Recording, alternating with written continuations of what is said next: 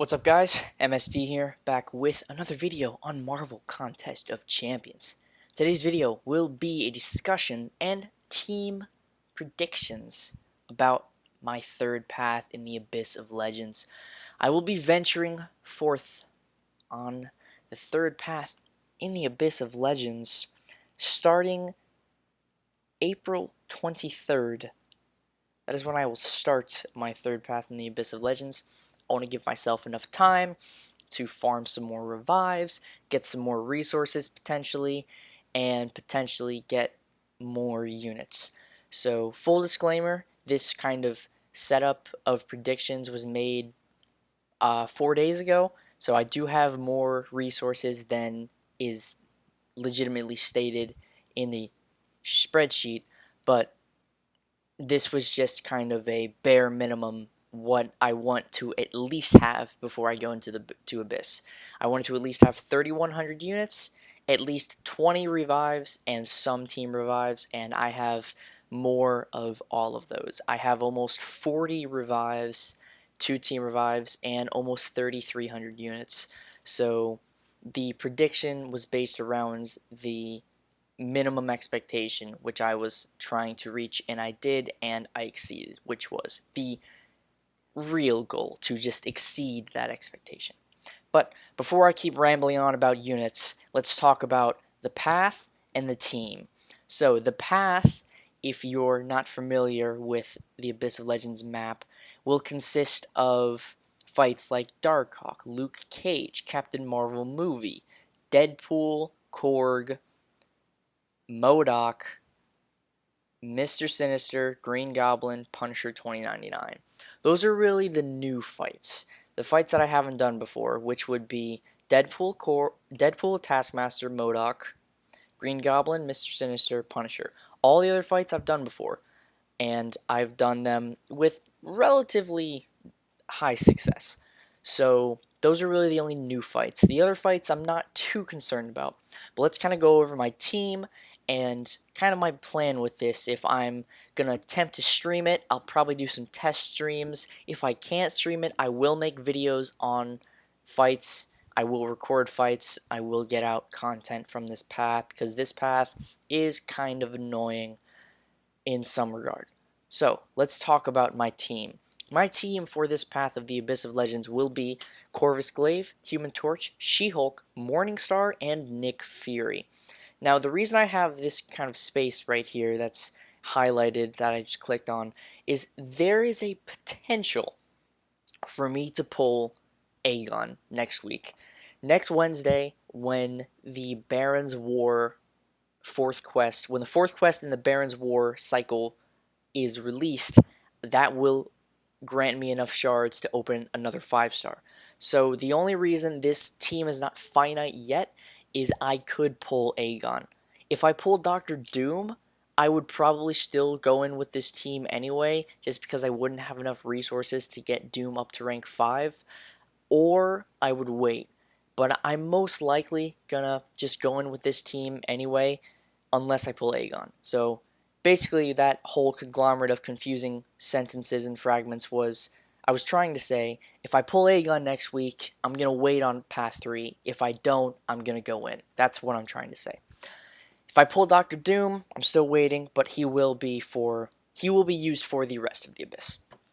So, now that we know the team, let's kind of go over the fights, who I'm going to be using for each fight, kind of the goal for that fight if I'm trying to accomplish something, and kind of where I see my my revive use in terms of predictions, where I think I'm going to use the most revives, where I think I'm going to use the least amount of revives. So yeah, we will see. But we're starting off with Darkhawk. Darkhawk, not too bad. The champs I'm going to be using for Darkhawk would be Torch and Corvus Glaive. I expect 1 to 2 revives on Darkhawk, nothing too crazy, and I need to finish Darkhawk with Corvus, so even if I'm so close to killing him with Torch, maybe at like 5%, I'm going to exit out, bring in Corvus so I can get 2 charges for the Corvus Glaive man. Next up, we have Luke Cage, arguably one of the most challenging fights in the Abyss of Legends. My plan for Luke Cage is She-Hulk and potentially Morningstar. I say potentially Morningstar to maybe build up a soul. I could potentially do that. I don't know how feasible that goal is, but if I could build up a soul with Morningstar, that would be amazing. It would I would that means I would only need to build up 3 more souls for Captain Marvel movie. So that would be fantastic. But the main goal for Luke Cage is She-Hulk. I plan on using She-Hulk for 99% of Luke Cage.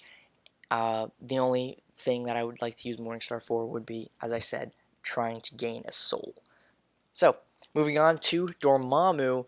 Dormammu's not too bad. Gonna use Morningstar to build up souls for Dormammu. So hopefully I can get up to at least 4 in that matchup.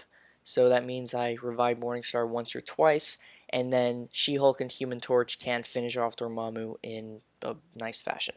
So build up souls with Morningstar for Dormammu, and hopefully have either enough or almost enough for Captain Marvel. Then we're moving on to Mephisto. Now, I don't know why I have Corvus here for Mephisto. I shouldn't have that, so ignore that. But Mephisto is going to be all Human Torch with the potential of using Morningstar first to gain a soul. There's that potential. But Human Torch easily shreds Mephisto with the pre-fight. Easy one-shot, so I'm not too concerned about that. The fight that I am concerned about is Captain Marvel movie. So my original plan was to use Symbiote Supreme, but he sucks for Captain Marvel movie. His infinite power gain really destroys his chances of getting off any form of decent damage. But Morningstar, if you spam Special 1, it is counted as an energy attack, so not only does it deal the extra Special 1 energy damage, but it also deals Captain Marvel's Mystic energy damage back to her as well. Which means Morningstar can just spam Special 1 and her health will drain slowly but surely. So the plan for Captain Marvel movie is Morningstar. If I don't have 5 souls, I will build up to a 5th soul on Captain Marvel movie and just try and salvage that run the best that I can. But going on from that run, it would just be Morningstar, Special 1 spam, easy game, easy life. Next up, we have Ghost. Ghost is kind of an awkward champion. I really plan on using whoever's alive for Ghost. I don't really have a specific character that I need to use. Most likely going to be using She-Hulk, maybe a little bit of Nick Fury for Ghost. Nothing too crazy. I know she's not going to be a run where I can get her down in one try, but I can hope, I can dream to potentially get Ghost down in a fair fashion. Next up, Iron Man Infinity War. This matchup, pretty straightforward with Torch and Corvus. Gonna do a majority of the matchup with Torch. Finish off with Corvus. I'm expecting a decent amount of revive use on that fight. And this is where I was thinking if I had 3,100 units where I'd have to dip into my units. Iron Man Infinity War. Which, if that is what has to happen, totally fine. But probably not going to happen because I have more units than I originally anticipated, as well as more revives. Next up, Joe Fixit. This is kind of an all-hands-on-deck situation.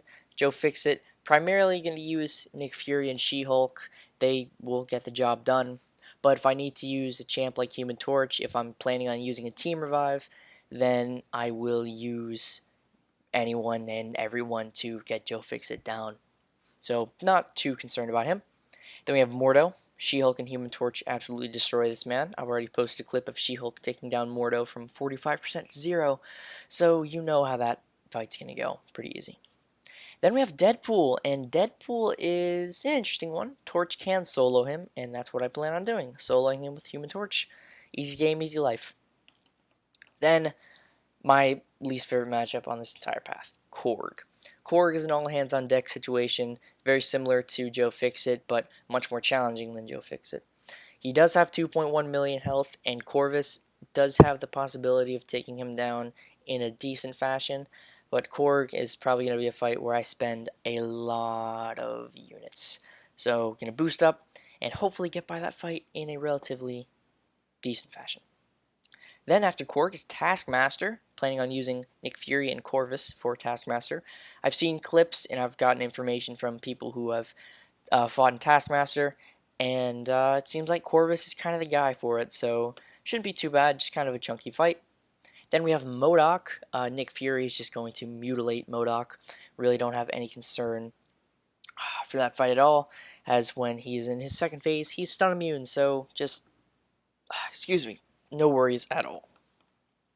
After MODOK, we get back onto a path that I've already done twice, Howard the Duck. Howard the Duck is another all-hands-on-deck situation. Not too bad, just a little time-consuming with all those indestructible charges, a little chunky, but it's alright.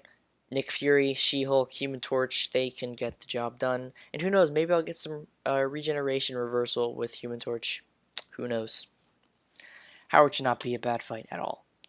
Next up, we've got two fights that I'm looking forward to with Morningstar on the team, Hyperion and the Champion.